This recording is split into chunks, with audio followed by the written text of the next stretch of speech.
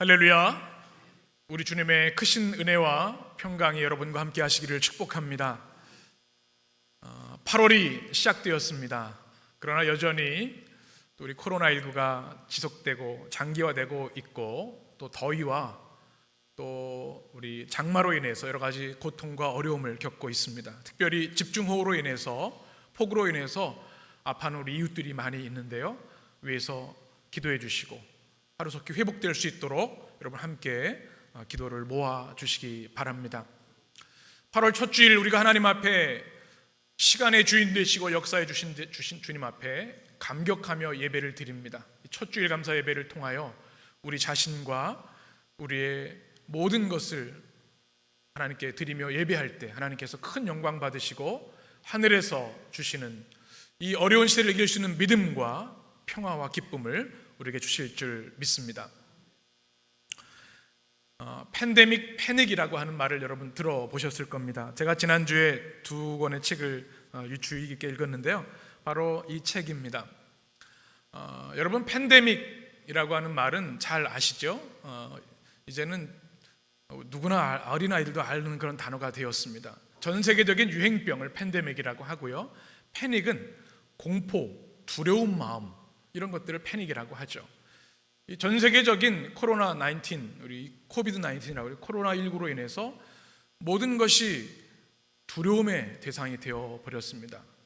슬라보의 지젝이라고 하는 슬로베니아의 세계적인 사상가가 코로나19가 어떻게 이 지구를 뒤흔들고 있는가라고 하는 주제를 가지고 사회학적으로, 또 경제적으로, 또 문화적으로, 정치적으로 어떤 변화들을 겪고 있는지를 적은 그런 책이었습니다.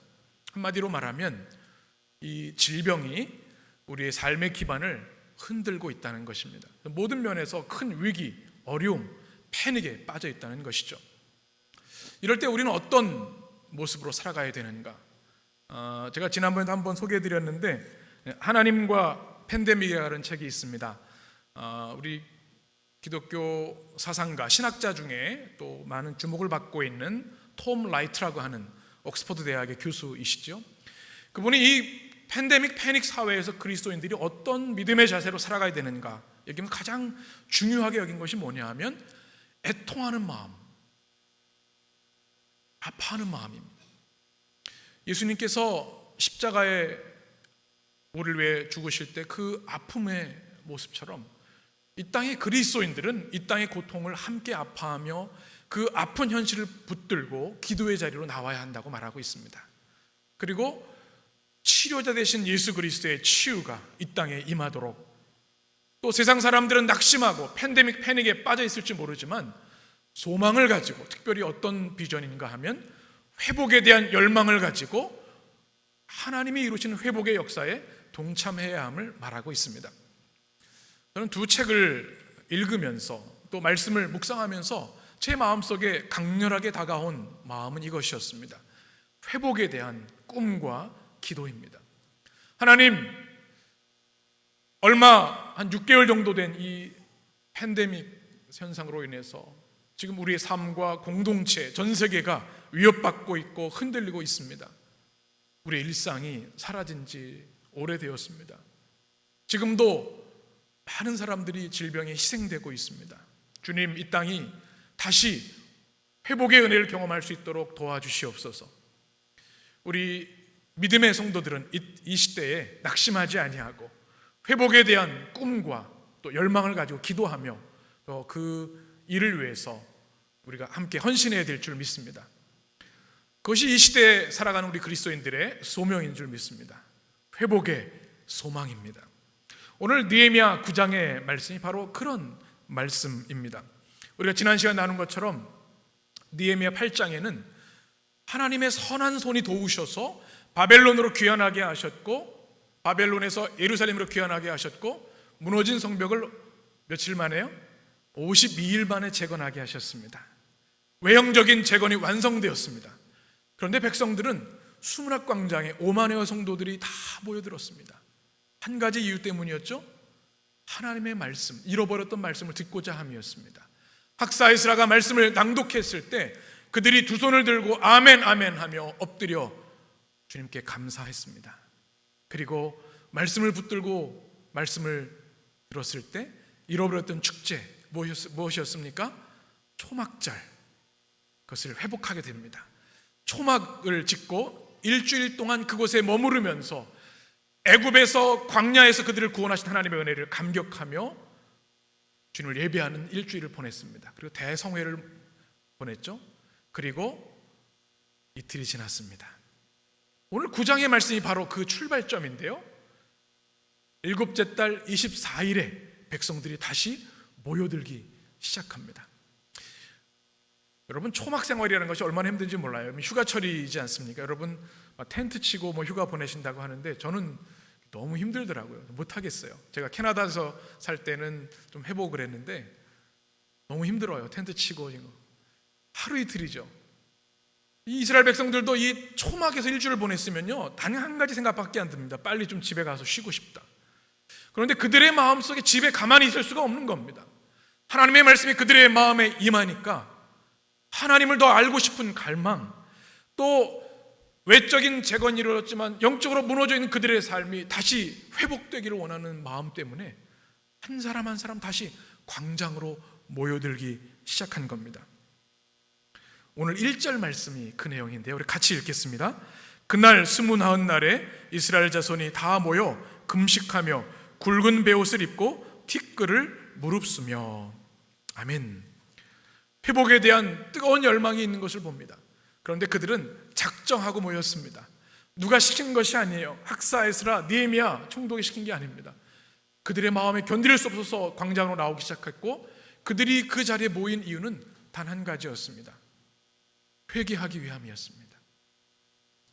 하나님의 말씀이 그들의 심령에 임하게 되니 그들의 죄악이 낱낱이 고발되어졌고, 그들의 불순종과 죄악들을 견딜 수가 없었습니다. 회개하기 위해 모여들었습니다.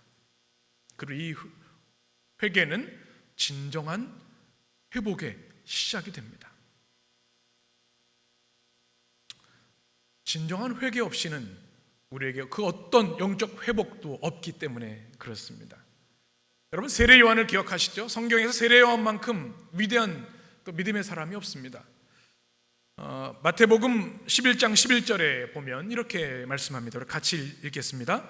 내가 진실로 너에게 말하노니 여자가 낳은 자 중에 세례 요한보다 큰 이가 일어남이 없도다. 그러나 천국에서는 극히 작은 자라도 그보다 크니라. 아멘. 예수님의 말씀인데요, 누구를 칭찬하고 계세요? 세례자 요한. 여자가 낳은 중에 이보다 큰 자가 없다. 그러니 가장 위대한 사람이다. 여러분, 주님께서 여러분의 그런 칭찬 주시면 얼마나 기분 좋을까요? 세례 요한이 이렇게 위대한 사람이었습니다. 비록 광야에 메뚜기와 석청을 먹고 외롭게 지내는 한 사람이었지만 주님은 그를 최고의 사람으로 축복하셨고요, 그리스도의 길을 예비하는 사람으로 광야에 외치는 자의 소리로 살았습니다.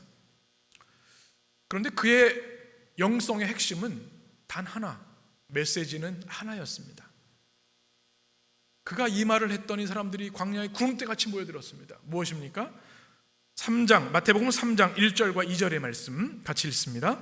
그때 세례 요한이 이르러 유대 광야에서 전파하여 말하되 회개하라, 천국이 가까이 왔느니라 하였으니. 아멘. 한번 따라해 보실까요? 회개하라.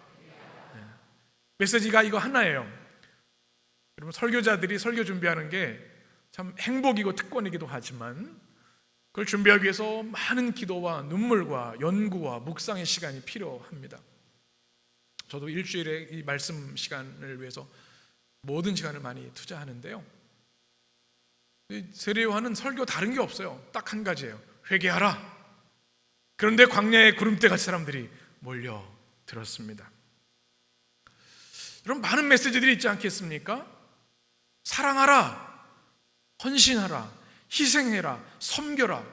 그런데 그 메시지가 아니라 회개하라, 메타노이아, 한 가지 메시지를 전합니다. 사람들이 모여들기 시작하고 회개하며 세례 받기 시작합니다. 왜 이 메시지를 전했을까요? 회개만이 죽은 영혼이 살 길이기 때문에 그렇습니다. 오늘 9장에 느헤미야 9장에 나와 있는 말씀이 바로 그것입니다. 그들의 영혼이 숨쉬길 원했고 살기를 원했습니다. 예전에는 그들의 영혼이 무너져 있는 것, 호흡하지 않고 있는 것조차 몰랐습니다. 하나님의 말씀이 들려지니 그들의 영혼이 얼마나 초라하고 무너져 있는지, 하나님의 말씀을 듣고 나서 이제는 영적인 호흡을 갈망하게 됩니다. 그래서 모여들었고요, 회개하기 시작합니다.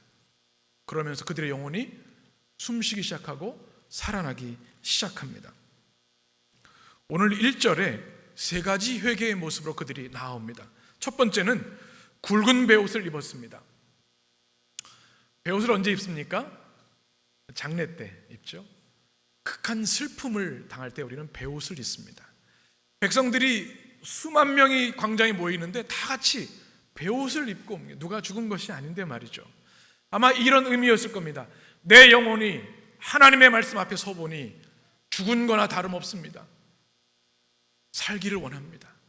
이 베옷은요, 슬픔, 극한 슬픔을 말합니다. 베옷을 입는 거는 부모님이 돌아가셨을 때 베옷을 입지 않습니까? 근데 무엇 때문에 슬퍼하냐면요, 자신의 추악한 죄 때문에 슬퍼하는 겁니다. 여러분의 죄로 인해서 아파하고 슬퍼해 보신 적이 있습니까? 하나님의 영이 우리 가운데 임하면, 성령이 우리에 감동하시면 우리의 죄가 적나라하게 드러납니다. 사람들이 못 보는 추악한 죄들, 하나님을 거역하고 하나님께 순종하지 아니하고 죄 가운데 빠져 있는 들을 우리 스스로를 보게 되면 슬퍼하게 됩니다. 여러분, 무엇 때문에 슬퍼하며 이 세상을 살아가고 계십니까? 우리가 얻고자 하는 것을 얻지 못할 때, 실패할 때 슬퍼합니다. 그러나 오늘 느헤미야 9장 우리에게 너희의 죄로 인해 슬퍼하며 울어라 말씀하고 있습니다. 그 죄가 하나님께 나가는 그 모든 길을 막고 있고 우리 영혼이 회복되는 것을 막고 있기 때문에 죄의 무감각한 시대를 바라봅니다. 죄인식, 죄의식이 사라진 흉악한 범죄들을 봅니다. 도덕적인 죄뿐만 아니라 우리 영혼이 하나님 앞에 죄 가운데 빠져 있다면 여러분, 슬퍼하는 눈물을 회복하게 되시길 간절히 축원합니다. 또 그들은 무엇을 뒤집었습니까? 티끌입니다. 죄를 말하죠. 이것은 애절함을 말합니다. 진정성을 말합니다. 그냥 말로만 회개하는 게 아니에요. 하나님, 이 죄 때문에 제가 죽겠습니다. 주님 용서해 주십시오. 애절한 마음. 또 그들은 금식합니다. 여러분, 금식기도 해보셨죠? 저도 최근에 이제 금식기도를 하루에 한 끼지만 정해서 기도하면서 또 우리 목회 또 교회를 위해서 기도하고 있는데요. 금식은요, 생명을 담보로 하는 절박한 기도입니다. 하나님, 내 생명이 하나님의 주관 속에 있사오니 제가 음식을 끊고 하나님 앞에 나아갑니다. 중요한 기도의 제목이 있을 때 우리는 금식하며 주님께 나갑니다. 이것은 우리 기독교 영성 훈련의 굉장히 중요한 요소 중에 하나입니다. 그들이 다 모여서 베옷을 입고 티끌을 쓰고 금식합니다. 그들의 결단의 모습을 보여주고 있는 거죠. 그리고 그들의 회개는 이 외형적인 회개의 모습만으로 그치지 않고요, 실천으로 나아갑니다. 여러분 한번 따라해 보실까요? 메타노이아. 이게 신약 성경의 회개라고 하는 명사이고요, 동사로는 메타노에오라고 하는 단어입니다. 이것은 무슨 뜻이냐면 회개라는 뜻을 잘 설명해 주고 있습니다. 우리 그 한자로는 회개가 뉘우칠 회자에다 고칠 개자이지 않습니까?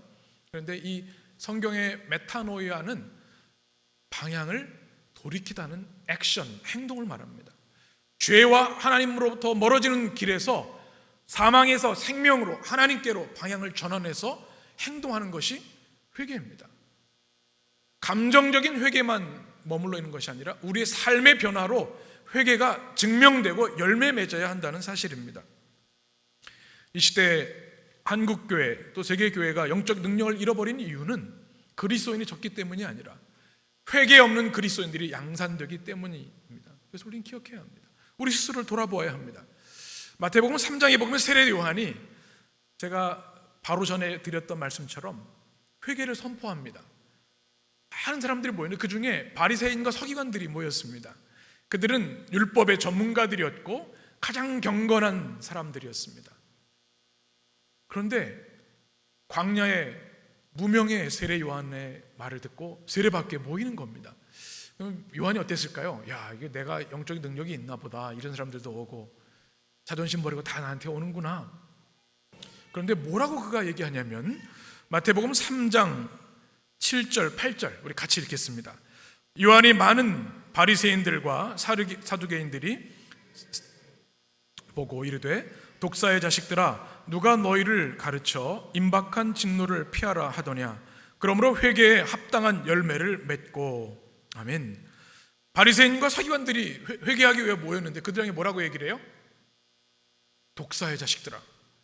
아니, 우리 현대교회로 적용을 해보면 성도들이 예배 시간에 목사님 회개하고 싶습니다 하는데 독사의 자식들아 그러는 거예요. 그러면 이게 어떻게 되겠어요? 그냥 오는 것만 해도 기특하다고 생각했는데 그는 독사의 자식이라고 얘기를 합니다.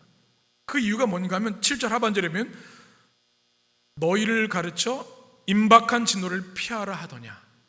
진정한 회개가 아니라 잠깐 이 임박한 하나님의 진노를 피하고 싶어서 회개하러 온다고 하는 것을 간파하고 있는 겁니다. 그래서 뭐라 그래요? 회개에 합당한 열매를 맺어야 된다. 너희가 입술만 할 것이 아니라 삶이 변화해야 된다는 말씀입니다. 한번 따라해 보실까요? 회개는 행동입니다. 진정한 회개는 삶의 변화로 증명되어야 합니다. 삶이 변화되지 않는 회개는 회개가 아니라는 겁니다. 오늘 성경에 보면 2절에 구체적으로 그들의 회개를 드러내고 있습니다. 우리 2절의 말씀 같이 읽겠습니다. 모든 이방 사람들과 절교하고 서서 자기의 죄와 조상들의 허물을 자복하고. 그들의 회개의 첫 번째 실천은 뭡니까? 모든 이방인들과 절교했다. 여러분 절교 잘 아시죠? 끊는 겁니다. 우리도 살아가다 보면 이제 우리 그만 만납시다. 절교하죠. 그런데 오늘 이 말씀은 굉장히 배타적으로 느껴집니다. 어떻게 이스라엘 백성만 살 수 있겠습니까? 이방 사람들과 섞여 살 수밖에 없겠죠. 그런데 레위기 20장 26절에 보게 되면 이스라엘 백성들에겐 특별한 주님의 명령을 내리셨습니다. 우리 같이 레위기의 말씀 읽습니다. 너희는 나에게 거룩할지어다. 이는 나 여호와가 거룩하고 내가 또 너희를 나의 소유로 삼으려고 너희를 만민 중에서 구별하였음이니라. 아멘. 하나님이 이스라엘을 제사장 나라로 택하시고 그들을 거룩한 백성으로 구별하시고 명령하셨습니다. 내가 거룩하니 너희도 거룩하라.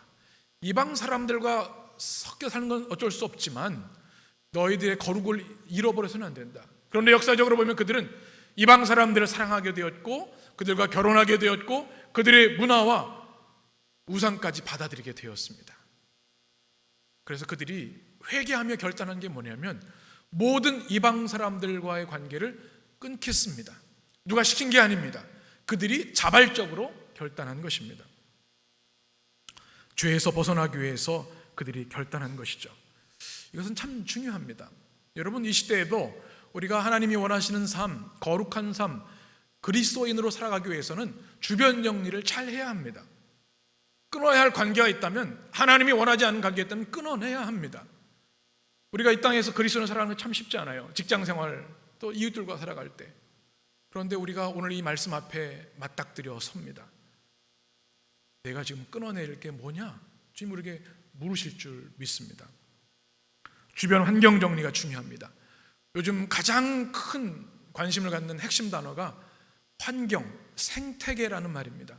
영어로는 이콜로지라고 하죠. 아이들이 공부할 때도 이 환경이 주변 환경이 중요합니다. 우리의 삶의 행복을 추구하는 환경도 마찬가지입니다. 영적인 생태계도 마찬가지입니다. 내 영혼이 살아 역사하고 하나님과 더 깊이 나가기 위해서는 죄악된 환경들을 정리해야 된다는 겁니다. 여러분의 영적 생태계가 점검되어지고 끊어야 할 것을 끊을 수 있는 여러분 되실 간절히 축원합니다. 또 이방인들과 관계를 절교한다고 하는 것은 우리의 믿음의 순수성을 지키기 위해 되는 결단입니다. 여러분 순수한 사람들이시죠? 우리 성도님들은 다 그렇게 보여요. 가장 아름다운 사람은요 외모가 아니라 마음이 순수한 사람들입니다. 여러분 우리 아이들이 참 예쁘죠? 왜 예쁘죠? 아기들이 뭐 명품 기저귀를 차서 예쁩니까? 뭐 헤어샵에서 머리를 멋있게 해서 그냥 기저귀만 차고 있어도 아이가 너무 예쁜 거예요. 그냥 있는 그대로 순수하죠. 제가 요즘 이제 좋아하게 된 어린이들이 있는데, 우리 교회 아이들도 참 사랑스럽지만 윌리엄과 벤틀리라는 아이들이 있습니다. 샘 해밍턴 씨 두 아들인데요. 아이들 행동하고 말하고 하는 게 얼마나 예쁜지 너무너무 예쁘더라고요. 참 순수하다는 것이 이렇게 멋지고 아름답구나. 여러분, 그 아이들의 모습을 보면서 하나님 보시기도 마찬가지라는 겁니다.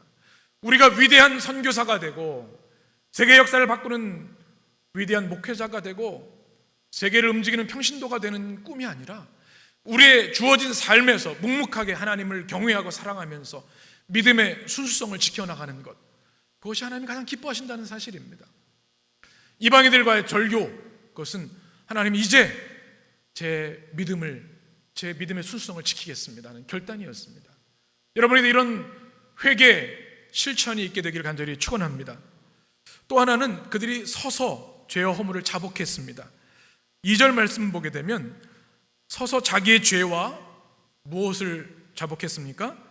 조상들의 허물입니다. 자신의 죄를 회개하는 건 당연한데요, 조상들의 죄까지 회개하고 있습니다. 왜 그럴까요?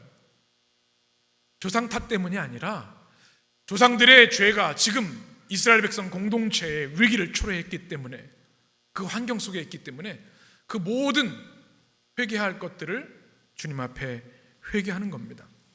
우리는 회개의 지평을 넓혀야 합니다. 나 자신만 바르게 산다고 되는 것이 아닙니다. 나만 회개한다고 되는 게 아닙니다. 우리는 우리 공동체에 대한 책임이 분명히 있습니다. 인류사에 대한 책임이 있습니다. 환경 파괴, 폭력, 차별, 불평등 이런 것들 다 우리가 회개할 내용들 중에 하나라는 겁니다. 이 땅에 회개가 깊어지고 넓어지셔서 여러분의 회개로 이 땅이 회복되는 역사가 있게 되길 간절히 축원합니다. 또 3절의 말씀을 보게 되면 이렇게 말씀합니다. 같이 읽겠습니다. 이날에 낮 4분의 1은 그 제자리에 서서 그들이 하나님 여호와의 율법책을 낭독하고 낮 4분의 1은 죄를 자복하며 그들이 하나님 여호와께 경배하는데. 아멘. 그들의 회개 실천은 말씀으로 돌아가는 데 있었습니다. 낮 4분의 1은 아침 6시부터 9시까지 3시간을 말합니다. 베옷을 입고 먼지를 뒤집어 쓰고 금식하며 회개했는데요, 회개하다 그들이 한 게 뭐냐면 하나님의 말씀을 낭독하는 것을 듣는 것이었습니다. 몇 시간 동안요? 3시간 동안. 그리고 나서 또 낮 4분의 1은 또 3시간은 깨달은 죄를 회개합니다. 주님을 경배합니다. 이것이 회개의 지속성이 필요함을 말씀하고 있습니다. 끊임없이 말씀으로 돌아가서 말씀에 우리를 비춰보아야 된다는 겁니다. 여러분 거울 보고 오셨죠? 오늘 교회 오실 때 거울 한 번만 봅니까? 끊임없이 보죠. 우리를 점검하기 위해서입니다. 하나님의 말씀은 우리의 영의 거울이셔서 우리의 죄악이 보여집니다. 버려야 할 것, 도려내야 할 것, 회개할 것들을 그걸 가지고 또 가서 회개하고 또 말씀으로 돌아오는 겁니다. 말씀이 회개의 중심이 되어야 한다는 겁니다. 미국의 제1차 영적 대각성 운동의 출발점에 조나단 에드워드 목사님이 있었습니다. 강단에 서서 예배를 드립니다. 조나단 에드워드 목사님이 설교할 차례가 돼서 설교하러 올라갔는데요, 촛불이 흐릿흐릿하고 또 마이크도 제대로 되어 있지 않았습니다. 아주 떨리는 마음으로 작은 목소리로 설교 원고를 하나하나 읽어나가기 시작했습니다. 그런데 그때 성령께서 회개의 영을 그들에게 부어주셔서 사람들이 자신들의 죄를 견딜 수 없어 땅에 엎드려 구르면서 회개하며 자복하기 시작합니다. 그 회개의 불길이, 말씀의 불길이 회복의 불길로, 부흥의 불길로 번져서 대각성 운동이 일어난 것이죠. 여러분, 진정 회개의 삶을 살기 원하신다면 말씀을 굳게 붙들게 되시기를 주님의 이름으로 축복합니다. 슬레브의 지적의 말처럼 우리는 팬데믹, 패닉의 삶에 놓여 있습니다. 외부 세계들이 무너지고 흔들리고 있습니다. 그런데 정말 큰 위기는 그것이 아닙니다.